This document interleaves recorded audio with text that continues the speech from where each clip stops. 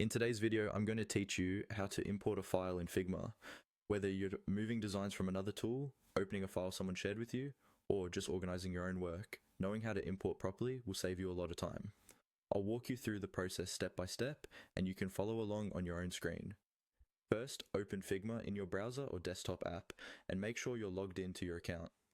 Once you're in, look for the main workspace where your recent files and projects are displayed.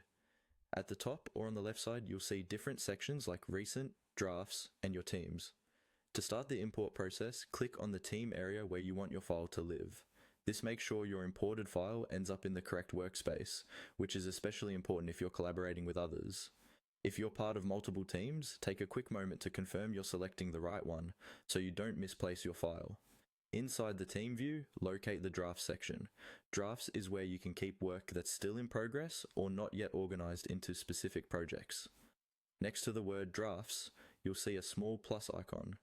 Go ahead and click on that plus sign. This is the button that opens up options to create or bring new content into your workspace. After clicking the plus sign, a small menu will appear. From this menu, choose the option labeled Import.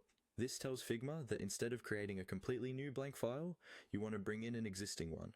Once you click Import, your computer's file browser will open. Now follow the on-screen prompts. Navigate to the folder on your device where the file you want to import is stored.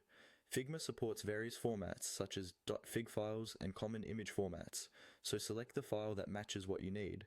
Click on it, then confirm by hitting Open or the equivalent button on your operating system. Figma will upload and process the file, and after a short moment you'll see it appear in your drafts area under the team you selected.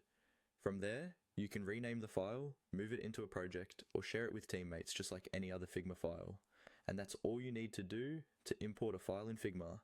Select your team, use the plus sign next to drafts, choose import, and follow the prompts to pick your file.